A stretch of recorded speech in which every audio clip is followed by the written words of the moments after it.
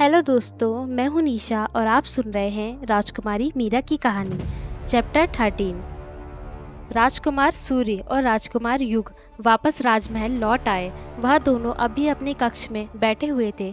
कुछ देर की शांति के बाद अचानक राजकुमार युग शौर्य की आवाज आई।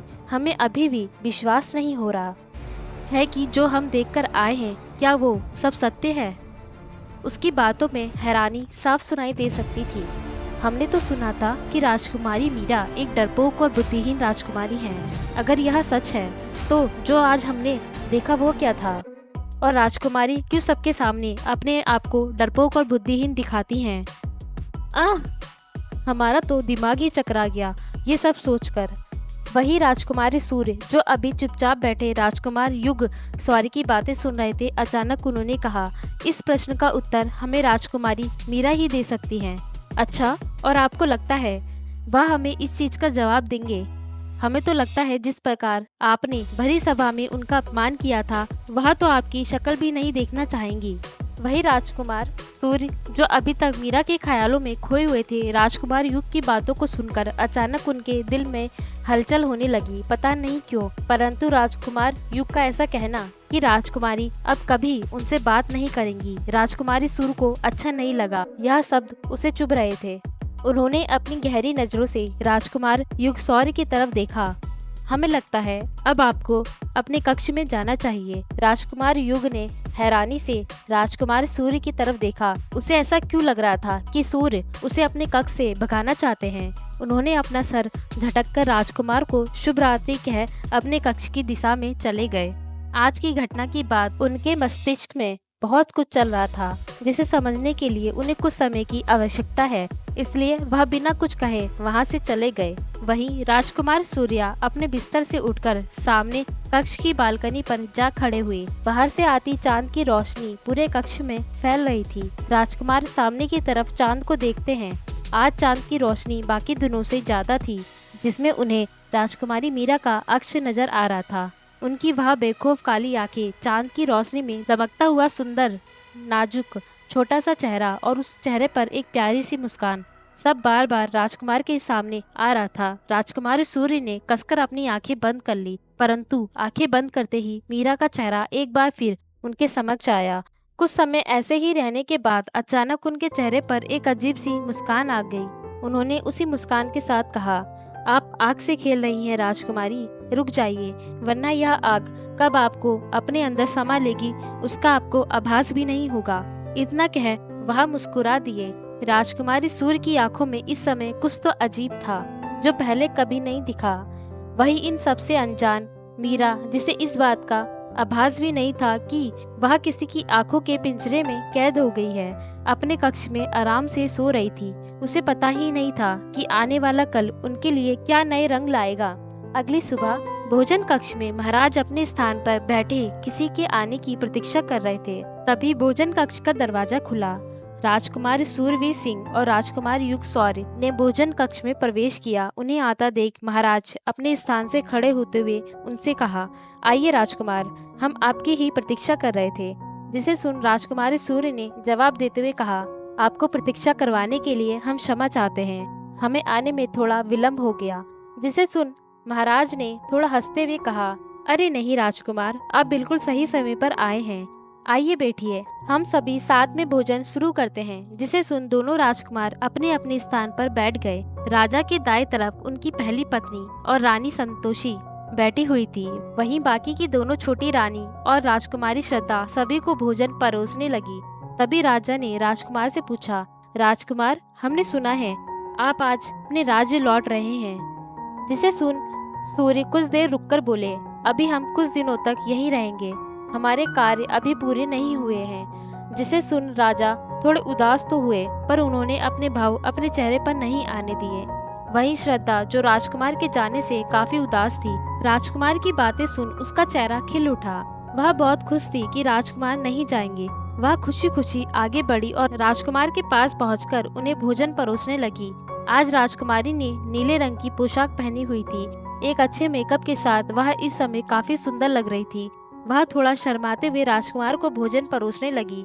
सभी ने भोजन करना आरंभ किया कि तभी सूर्य ने अपनी आंखों से युग को कुछ इशारा किया, जिसे समझ युग ने जल्दी से महाराज की तरफ देखते हुए कहा, महाराज, हमें यहाँ आए काफी समय हो गया है, परंतु हमने इस समय में राजकुमारी मीरा को यहाँ कहीं नहीं देखा।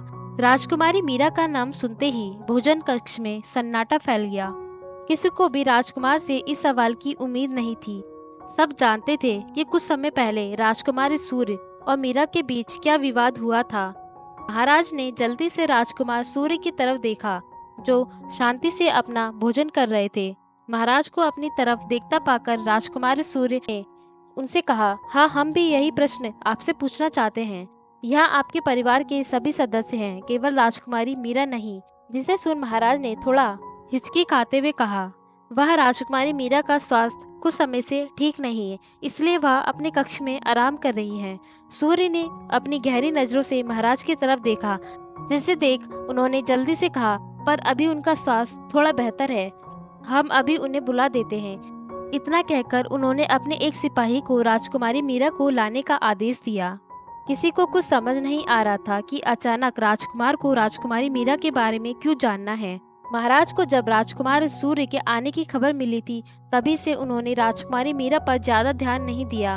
वह पहले हुए अपमान के कारण मीरा से काफी गुस्सा थे। श्रद्धा ने भी सारी गलतियां मीरा के सर डाल दी थी कि उसी ने ही उसे महाराज से विवाह करने का प्रस्ताव रखने के लिए कहा था, इसलिए उन्होंने किसी को भी मीरा के कक्ष में जाने से मना कर दिया था। और आज अचानक राजकुमार के ऐसा कहने पर उन्हें कुछ समझ नहीं आ रहा था कि आखिर क्यों राजकुमार राजकुमारी मीरा से मिलना चाहते हैं।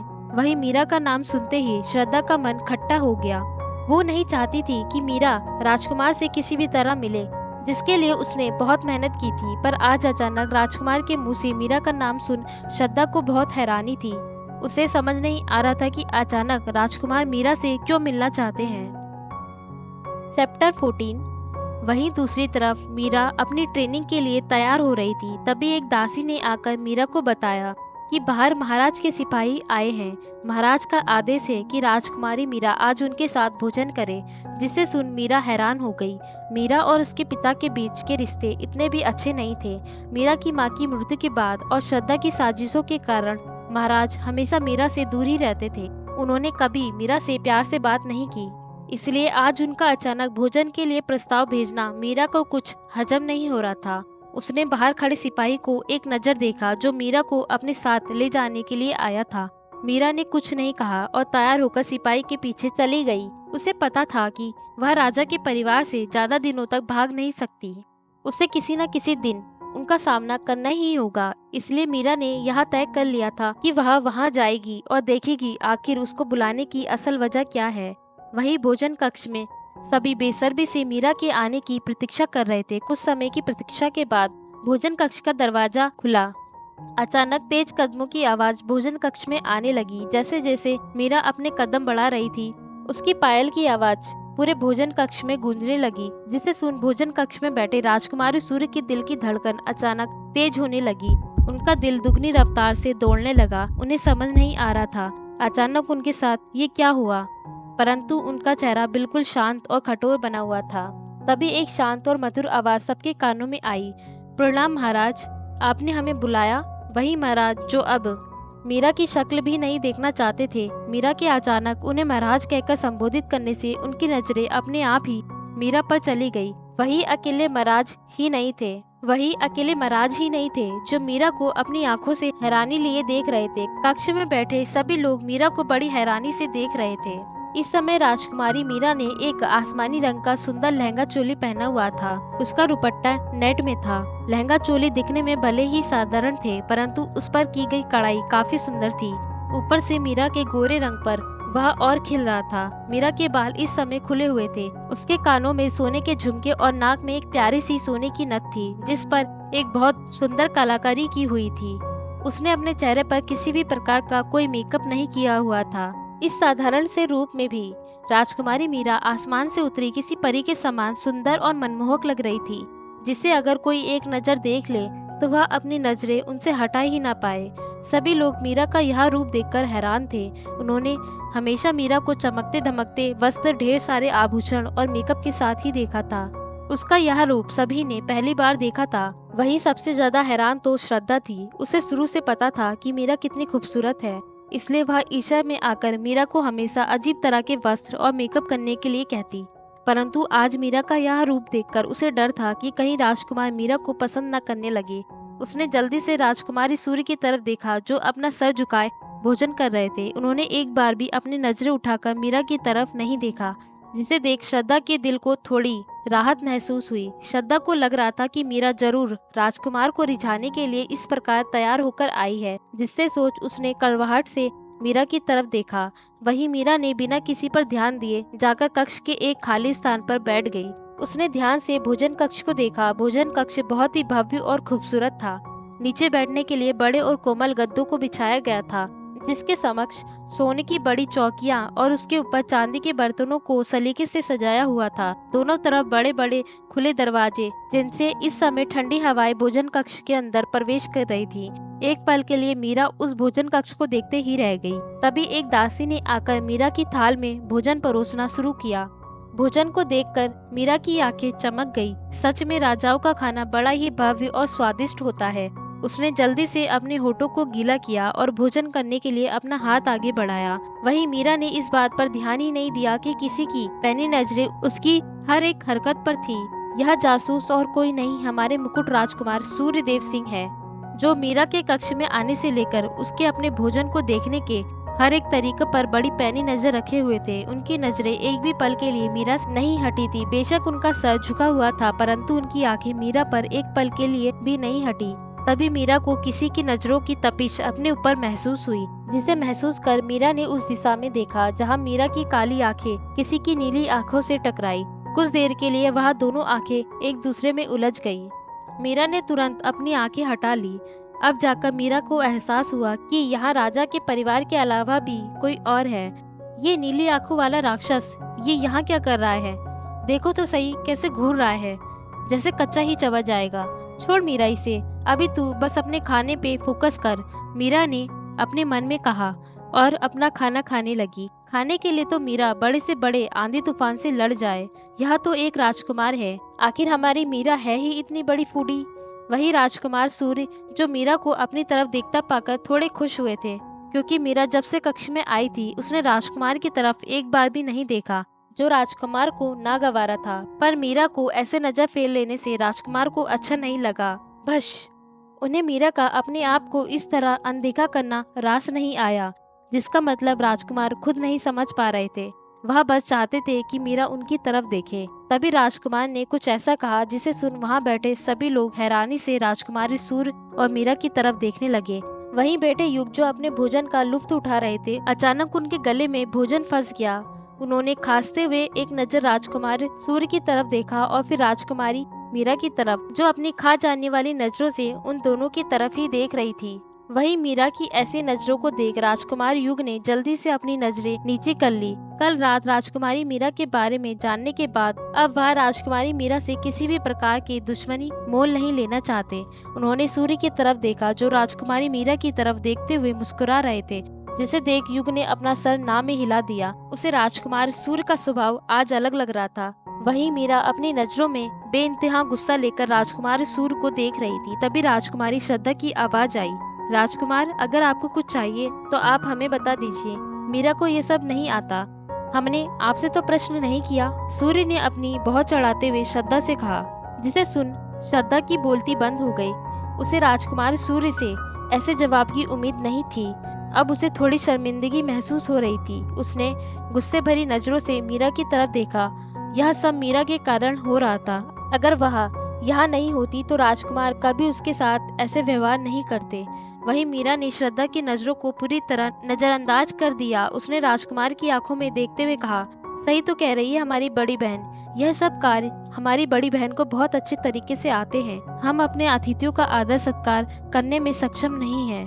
जिसे सुन राजकुमार जवाब देते हुए कहते हैं, परंतु हम तो यह सब इसलिए कह रहे हैं ताकि आपके और हमारे बीच के जो गिले शिकवे हैं वो दूर हो सके। इन दिनों हमारे बीच के रिश्ते कुछ गलत फहमियों से गुजर रहे हैं, और वैसे भी अतिथि का सत्कार तो सबका धर्म होता है। अतिथि सत्कार माय फुट, मेरा बस चले तो मैं इस नीली आंखों वाले राक्षस का अतिथि और सत्कार अभी यही निकाल दूं। बड़ा आया अतिथि सत्कार लेने वाला। और क्या कहा इसने? रिश्ते? अगर ये आदमी 2 मिनट मेरे सामने और रुकता ना, तो मैं इसके सारे रिश्ते की पोटली बनाकर इसके सर पर मारकर कहीं इसकी जान ना ले लूं। इसकी तो कंट्रोल माही कंट्रोल। शांत हो जा तू। मीरा अपने मन को शांत करके एक गहरी सांस लेती है। अभी मीरा आगे कुछ कह पाती कि महाराज की आवाज आई। राजकुमारी मीरा, क्या आप हम सबका अपमान करना चाहती हैं? राजकुमार आपसे सुलह करने आए हैं, तो उनके प्रस्ताव को स्वीकार करें। मीरा कहना तो बहुत कुछ चाहती थी, पर वह चुप रही।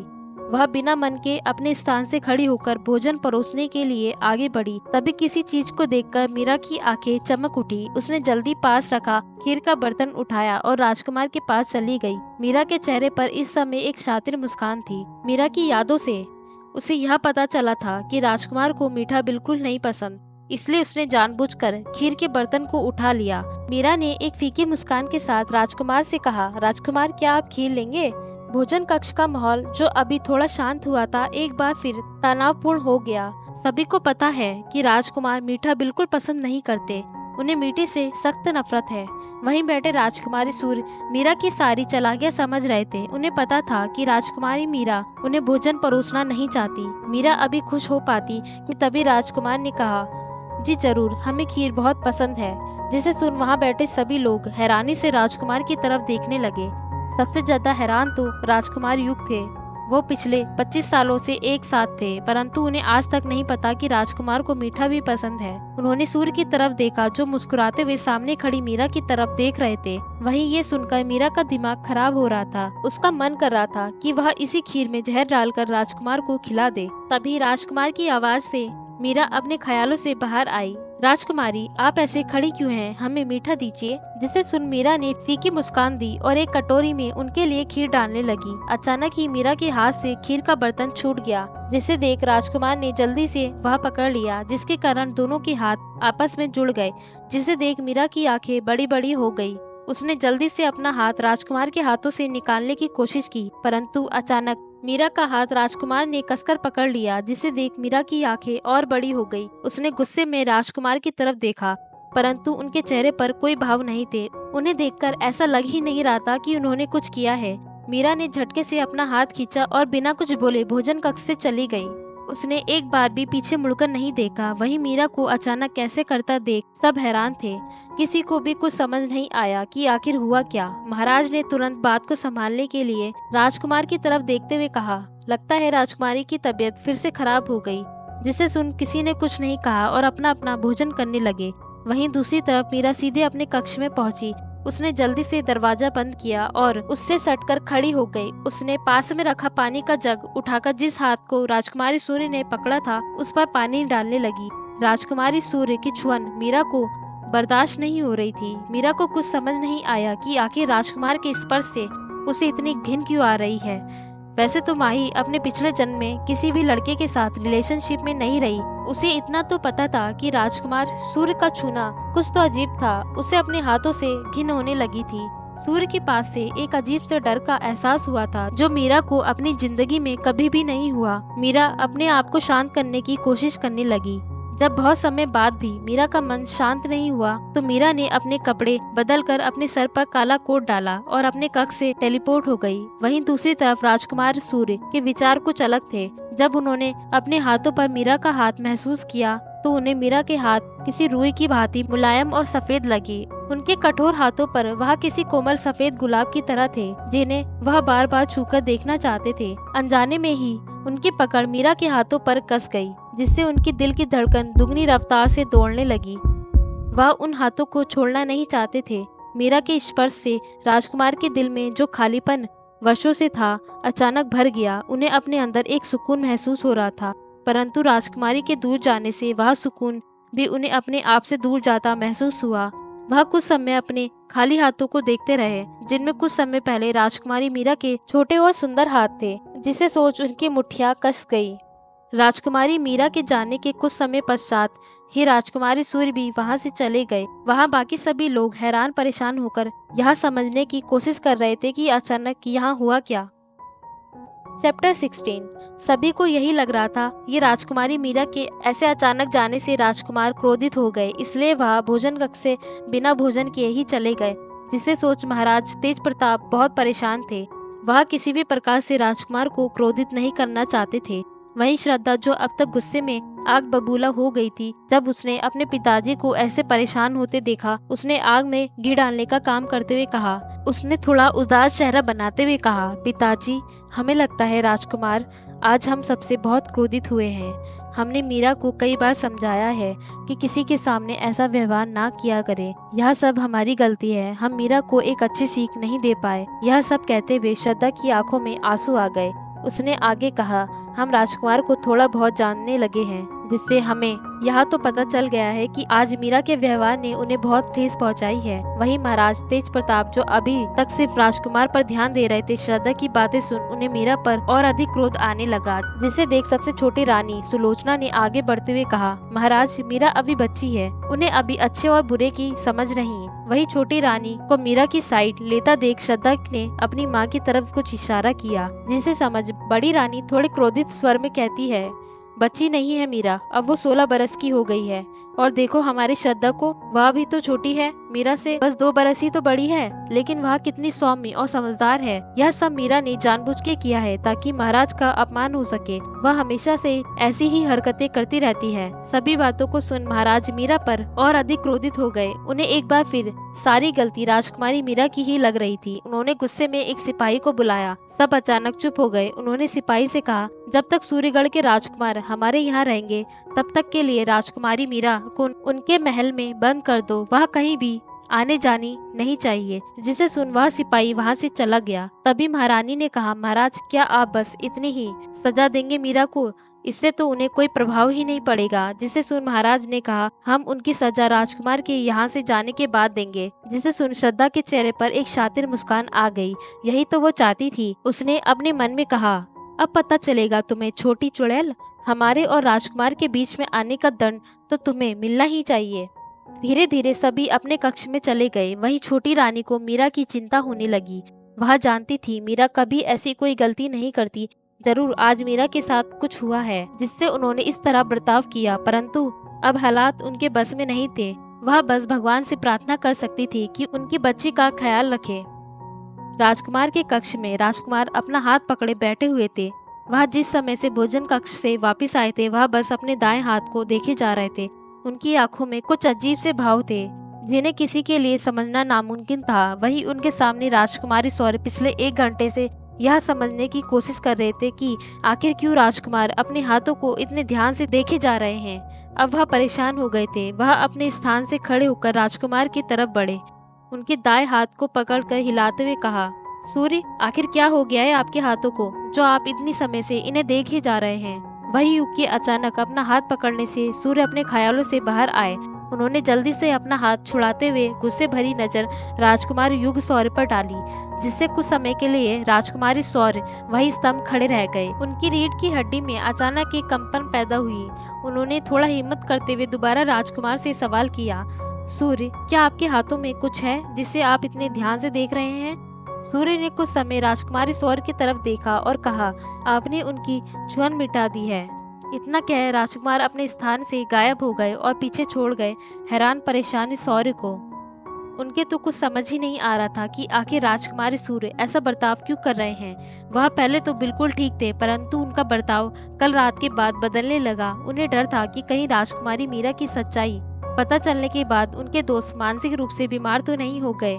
यह ख्याल अपने मन में आते ही अपने दोनों हाथों को अपने कानों पर रखकर जोर से चिल्लाते हुए कहा, नहीं, ये नहीं हो सकता। मुझे जल्द से जल्द अपने प्रिय मित्र को यहाँ से वापस राज्य ले जाना होगा। कहीं मेरे दोस्त का मानसिक संतुलन तो नहीं बिगड़ गया। मुझे जल्द से जल्द एक बड़े वैद्य की तलाश करनी होगी। इतना कह वह एक वैद्य की तलाश में निकल गए, इस बात से अनजान कि उनके दोस्त को कोई बीमारी नहीं बल्कि राजकुमारी मीरा से प्रेम हो गया है। अब यह बात इन अखंड ब्रह्मचारियों को कौन समझाए। वहीं दूसरी तरफ राजकुमार सूर्य एक ऊंची पहाड़ी पर खड़े होकर ऊपर आसमान की तरफ देखते हुए अजीब तरह से मुस्कुराते हुए कहते हैं, राजकुमारी मीरा, आपको जितना भागना है भाग लीजिए, आना तो आपको हमारे पिंजरे में ही है। इतना कह वह अजीब सी हंसी हंसने लगी। उनकी बातों में एक अजीब सा दीवानापन, अहंकार और जुनून भरा हुआ था। उनकी आंखों में मीरा को अपने की लालसा साफ नजर आ रही थी, जो मीरा के लिए अच्छा संकेत नहीं था। अचानक उन्होंने हंसना बंद किया और अपनी मुठ्ठियां कसते हुए, बस कुछ समय और, फिर आप हमारी कैद में होंगी। बहुत शौक है ना आपको पंछी बनकर उड़ान का, तो इस पंछी के पर हम ही काटेंगे। आपने अच्छा नहीं किया हमें इस तरह अनदेखा करके।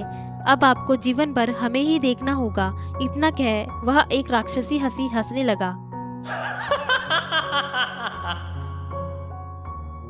तो दोस्तों, आप लोगों को ये स्टोरी कैसी लग रही है कमेंट बॉक्स में ज़रूर बताएं। और आपको इस स्टोरी की एक इन्फॉर्मेशन अभी देना चाहती हूँ। मैं आपको बता दूं कि सूर्य मेन लीड नहीं है, वो बस एक किरदार है जो राजकुमारी मीरा के प्यार में पागल है। और रही बात मेन लीड की, तो कुछ चैप्टर के बाद उन दोनों का सामना होगा, क्योंकि अभी मीरा भीमपुर जैसे छोटे राज्य में है और हमारा मेन लीड बहुत शक्तिशाली और मीरा को टक्कर देने वाला होना चाहिए। इसलिए जब मीरा भीमपुर राज्य से निकलकर अपने नए सफर पर निकलेगी, तभी उसकी और मेन लीड की मुलाकात होगी। और आप चिंता मत कीजिए, हमारा मेन लीड बहुत हैंडसम, स्ट्रॉन्ग और एक बहुत अच्छे व्यक्तित्व वाला व्यक्ति होगा। और इन दोनों की स्टोरी भी बहुत रोमांटिक और कॉमेडी से भरपूर होने वाली है। तो आप सभी थोड़ा सा वेट करें, मैं जल्द ही इनकी मुलाकात करवाऊंगी। आप सभी को दिल से शुक्रिया मेरी इस स्टोरी को लाइक करने के लिए और इतने प्यारे प्यारे कमेंट करने के लिए। कमेंट में कुछ लोग इस स्टोरी का रियल नाम पूछ रहे थे, तो मैं आपको बताना चाहती हूँ, इस स्टोरी को आप पॉकेट एफएम नोवेल में जाके पढ़ सकते हैं। अगर आपको सुनने से ज्यादा पढ़ना अच्छा लगता है, तो आप इस स्टोरी को पॉकेट एफएम नोवेल में जाके आराम से पढ़ सकते हैं। इस स्टोरी का नाम है रिबॉन ऑफ क्यून। तब तक के लिए बाय। अगर आपको ये स्टोरी अच्छी लग रही है तो इस चैनल को सब्सक्राइब करिए और बेल आइकन को प्रेस करिए, ताकि आपको समय समय पर नोटिफिकेशन प्रोवाइड हो सके।